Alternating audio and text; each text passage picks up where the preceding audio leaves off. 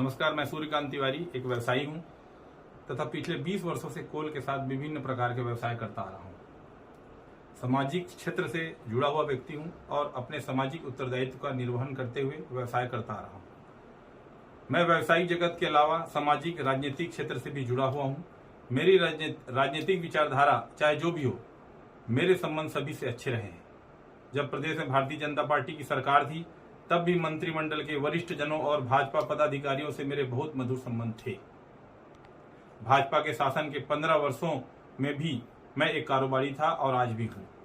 हाल ही में 30 जून 2022 को हमारे यहां आयकर विभाग द्वारा सर्च और सर्वे ऑपरेशन किया गया, जिसे आमतौर पर मीडिया में IT रेड के नाम से पुकारा जाता है। आयकर विभाग की टीम हमारे यहां से अपना सर्च एवं सर्वे ऑपरेशन संपन्न करके चली गई। मुझे यह मीडिया के माध्यम से पता चला है कि पूर्व मुख्यमंत्री आदरणीय डॉक्टर रमन सिंह जी ने मेरे घर हुए आयकर रेड के आधार पर मुझे गिरफ्तार किए जाने की मांग की है।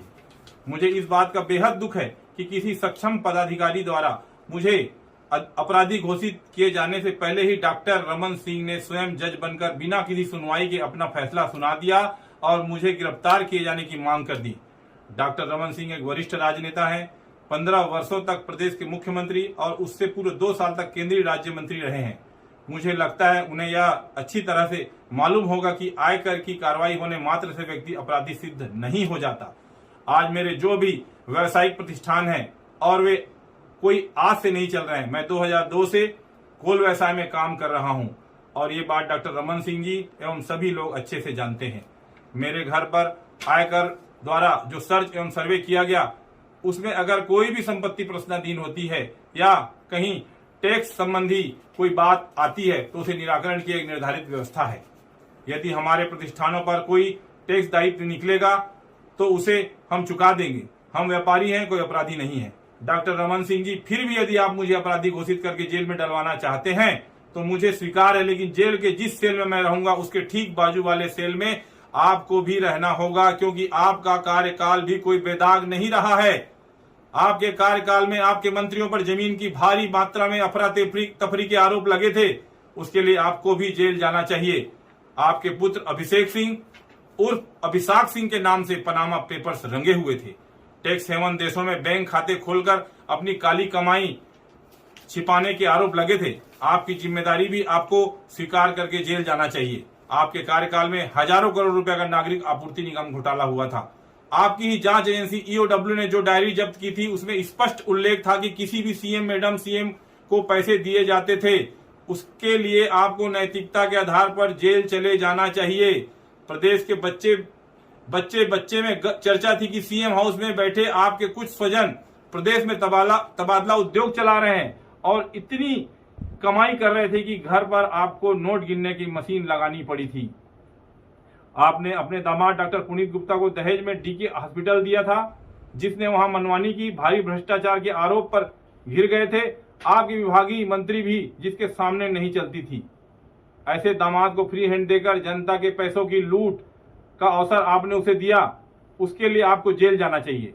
आप, आपके बेटे, आपकी धर्मपत्नी, आपके कुनबे के लोग, आपके मंत्रिमंडल के लोग, पार्टी के पदाधिकारी चिट फंड कंपनियों के ब्रांड एम्बेसडर बने हुए थे। उनके कार्यक्रम में जाते थे। आपकी सह पर चिट फंड कंपनियां प्रदेश के भोले भाले लोगों को हजारों करोड़ रुपए लूट कर भाग गई और बेचारे एजेंटों को आपने अपराधी बनाकर जेल में डाल दिया। इसके लिए भी आपको जेल जाना चाहिए। आपकी सरकार की घनघोर लापरवाही, अव्यवस्था और कांग्रेस मुक्त भारत के लक्ष्य के चलते 2013 में जीरम घाटी कांड में हमारे नेता, सुरक्षा बलों के जवान मारे गए। उसके खून का दाग आपके दामन पर है डॉक्टर रमन सिंह जी, आपको उसके लिए भी जेल जाना चाहिए। आपके शासनकाल में आपकी सरकारी मशीनरी ने कई माओं के गर्भाशय निकाले। मोतियाबिंद के ऑपरेशन के नाम पर कई लोगों को अंधा बना दिया गया। झलियामारी जैसे कांडों में बच्चियों का यौन शोषण किया गया, उसके लिए भी आपको जेल जाना चाहिए। डॉक्टर रमन सिंह जी को अच्छी तरह से याद होगा कि उनके शासन काल में उनके करीबी व्यवसायियों पर भी आयकर के छापे की कार्रवाई हुई थी। उस हिसाब से उनके शासन काल में जितने भी आयकर छापे छत्तीसगढ़ में पड़े, उन सभी को जेल भेजा जाना चाहिए था। मैं मीडिया के माध्यम से डॉक्टर रमन सिंह जी से पूछना चाहता हूं कि जब आप प्रदेश में 15 साल तक सत्ता में थे, मैं उस समय भी व्यवसाय कर रहा था। आपसे, आपके मंत्रिमंडल के लोगों से, पार्टी के नेताओं से मेरे उस समय भी संबंध मधुर थे?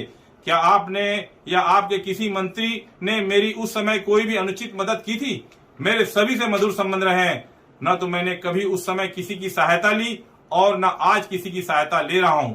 मैं एक स्वाभिमानी छत्तीसगढ़िया आदमी हूं। छत्तीसगढ़ की मिट्टी में मैंने जन्म लिया, मेहनत की रोटी कमाता हूं और सभी को अपना समझता हूं।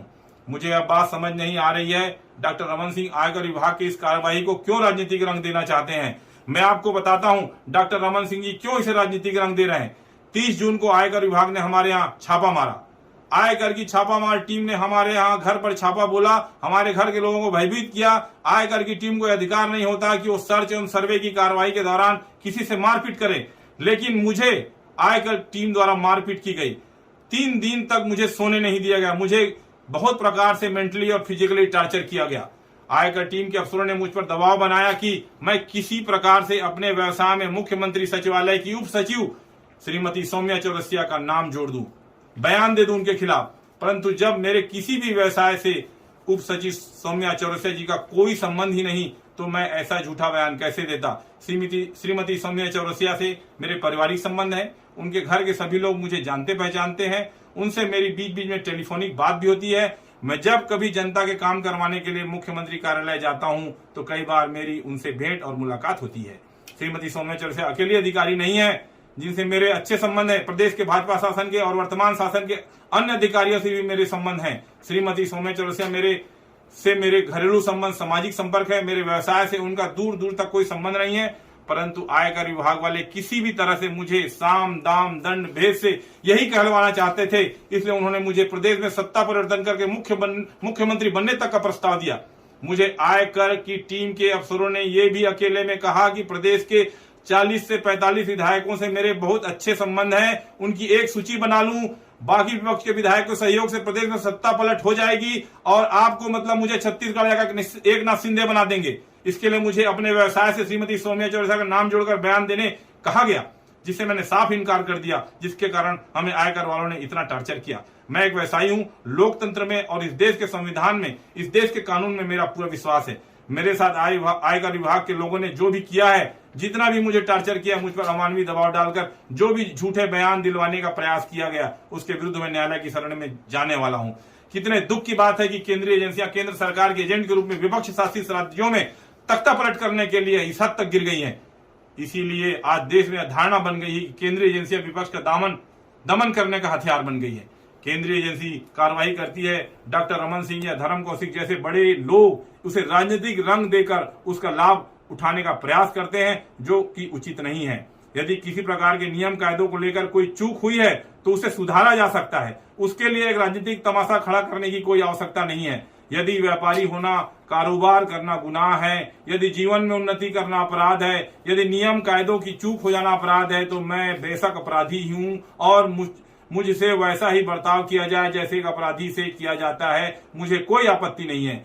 जो भी कानूनी व्यवस्थाएं होंगी मैं उसको पूरा करूंगा, पूरा करता आया हूं। लेकिन कृपा करके मेरे घर पर पड़े आयकर छापों को राजनीतिक खेल मत बनाइए, उसे सियासी रंग मत दीजिए मुझ पर, या उपकार कीजिए। मेरे घर पर पड़े इन छापों को बढ़ा चढ़ाकर ना देखा जाए। इसे आयकर विभाग की कार्रवाई रहने दिया जाए। इसकी मनचाही व्याख्या मत कीजिए, मनचाहे अर्थ मत निकालिए। और मैं आज आप सभी के माध्यम से स्पष्ट कह रहा हूं कि यदि मेरे साथ, मेरे परिवार के साथ कोई अपघात होता है, किसी सदस्य के साथ कोई दुर्घटना होता है, तो उसके लिए केंद्रीय आयकर विभाग तथा प्रदेश भाजपा के वे नेता जिम्मेदार होंगे जो प्रदेश में सत्ता परिवर्तन के लिए मुझे बलि का बकरा बनाने की साजिश कर रहे हैं। मैं महात्मा गांधी के आदर्शों पर चलने वाला व्यक्ति हूं। मैं अन्याय के खिलाफ आखिरी सांस तक लड़ूंगा। मैं झूठ के खिलाफ अपने आखिरी दम तक संघर्ष करता रहूंगा। धन्यवाद। जय हिंद, जय छत्तीसगढ़, जय भारत।